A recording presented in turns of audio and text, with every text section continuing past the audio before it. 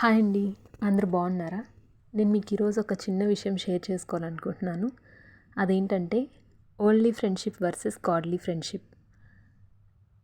ఈ లోకంలో స్నేహితులు ఎలా ఉంటారంటే, మనం వాళ్ళతో బాగున్నంత వరకు మనతో బాగుంటారు.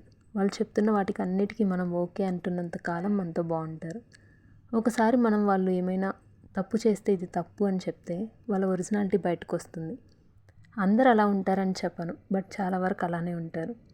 వాళ్ళకి అవసరం ఉన్నప్పుడు ఒకలా, అవసరం తీరిపోయాక ఒకలా ఉంటారు. రీసెంట్గా మా ఫ్రెండ్స్లో ఒకరు ఒక సిచ్యువేషన్ ఫేస్ చేశారు. తనకు ఒక మంచి ఫ్రెండ్ ఉండేవాళ్ళు. ఆ పర్సన్కి నా ఫ్రెండ్కి ఒక విషయంలో చిన్న మనస్పర్ధలు వచ్చాయి. ఆ సిచ్యువేషన్లో ఆ పర్సన్ ఎలా బిహేవ్ చేశారంటే, అప్పటి వరకు అసలు ఉన్న ఫ్రెండ్షిప్ అంతా మర్చిపోయి చాలా దారుణంగా మాట్లాడారు.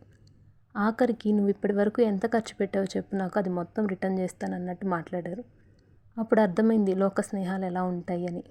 మళ్ళీ చెప్తున్నాను, అందరు అలా ఉంటారని నేను అనను. బట్ మనం ఎవరితో ఫ్రెండ్షిప్ చేస్తున్నాం అనేది చాలా ఇంపార్టెంట్. మనం మంచిని మంచి అని, చెడుని చెడు అని చెప్తే యాక్సెప్ట్ చేయగలిగేలా ఉండాలి ఫ్రెండ్స్ అంటే. Transparency is very important. అదే దేవునితో స్నేహం ఎలా ఉంటుందంటే, మనం ఎన్నిసార్లు ఆయన్ని బాధ పెట్టినా మన వైపే చూస్తూ, ఎప్పుడు మనం ఆయన చెంతకు వస్తామా అని ఎదురు చూస్తూ ఉంటుంది ఆయన ప్రేమ. లోకం అంతా మనకు వ్యతిరేకంగా అయిపోయినా సరే, నేనున్నాను నీకు అని ఎదురు చూసే ప్రేమ దేవుంది. దేవుడే మనకు ఎప్పుడు తోడుగా ఉండే స్నేహితుడు, మనల్ని నడిపించే నావికుడు, మనల్ని నిలబెట్టే సహాయకుడు, మనల్ని స్థిరపరిచే శ్రీమంతుడు. కాబట్టి దేవుణ్ణి స్నేహితునిగా కలిగి ఉందాం.